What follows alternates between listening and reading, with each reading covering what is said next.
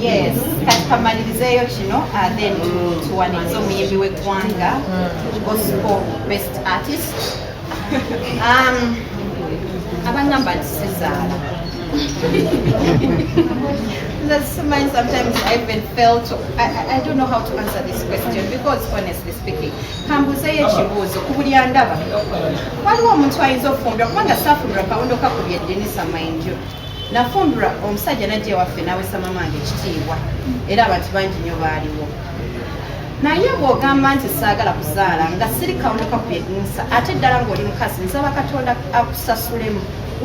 Lwa nsonga nedda bw'ogamba nti lwaki tozaala toyagala kuzaala nze nnako ne benawudde simanya bankolera simanya ki and they are so bitter because sizaala. I am not God, you people. Siri Katonda. I don't know when I'm supposed to give birth. There is no married woman in life that doesn't want to give birth. It is not there. Tichiriwo. But when you force me to give birth for my husband, when Suranaye, there is a way you torment women who are married and you force them to give birth. You torment us. I know you want negative energy all the time, but ebintu ebimu tubireke. Abakyala tulekerawo okubuuza abakyala bannaffe when they are giving birth. It is very tormenting. Tuguma, me one thing I can tell you is the sifaayo bikibye mu nfumane because sigwe kusose munfumye ebintu bingi nnyo and I've never come out to answer anything. Kachibo kuzaala kuneno nakote sikivangayo ni answering, but I'm praying. And I'm one day God will bless me with a child. I believe that. Ani yeko yakola na yenda gano. Besira ko ne yokuzaala. Nange nazala myakisira. Nange sikudadi nayo. Okay. Yeah, it is emotional. Yeah, it is domestic violence. By the way. No, we had to ask the question kubanga ba Facebook. But in-laws waliwo abatudde ne bakola videos ezo abadde nga zirabira nga zimuluma ensonga lwaki tubuuziza ekibuuzo ekyo kati ndowooza muli contented yeah.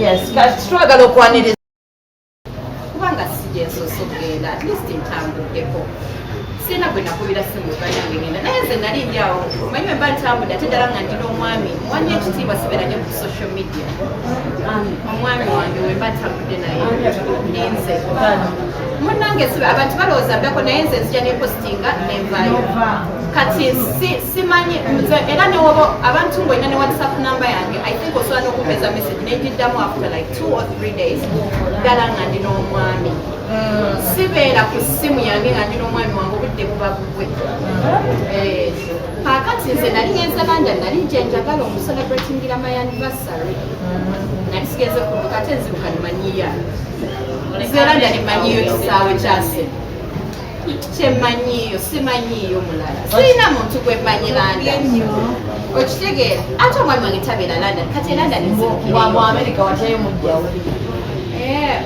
it's okay era naye time weneetuuka nayo nga mujja wange nga tuuse enfunye ekiwako kati nga ndi ready omulumbagala ngagenda kati kino ky'abafaani b'okuba kumanyi babaagalanya nebindeeba kubanga omukaka ebifaananyi kibanyiiza kati omwami wange oyo Bad Black yagenze n'agamba posting omwami ene temumulabako mawulire I think kyekimu n'omwami wange omwami wange mupostinga naye ndowooza temumulabangako physically kati mawulire simanyanga nagenze naye wano simanya nagenze naye ndowooza era olunaku olunasooka lujja kubanga nnya lwansonga inshallah lwansonga engeri gyali red carpet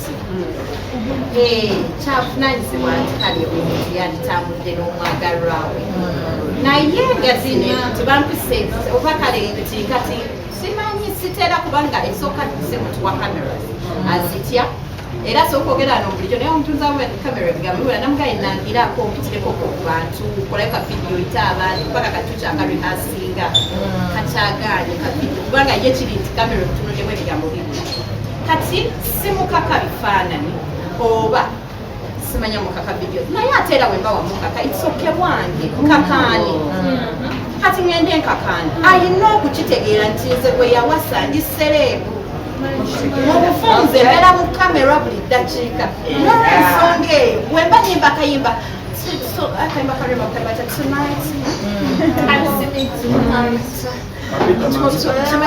tonight kakyagala kayimbe nani era nina kayimba naye era saayo nange nakapostinga ngakamuyimbira kati olwensonga eyo siyina gwe ngenda buyimbira nina buyimbira Mwami Binze nange cocktail n'obuuma bwe baba bankako ebifaananyi guma kukake naye ozaala ddi kyekisinga obbaluma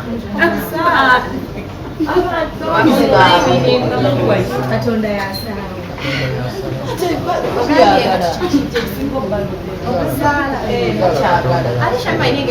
nagamba abaaliwo kukyala simanyi abaaliwo kukibozo bakwagaliza ne bakubeererawo kukyala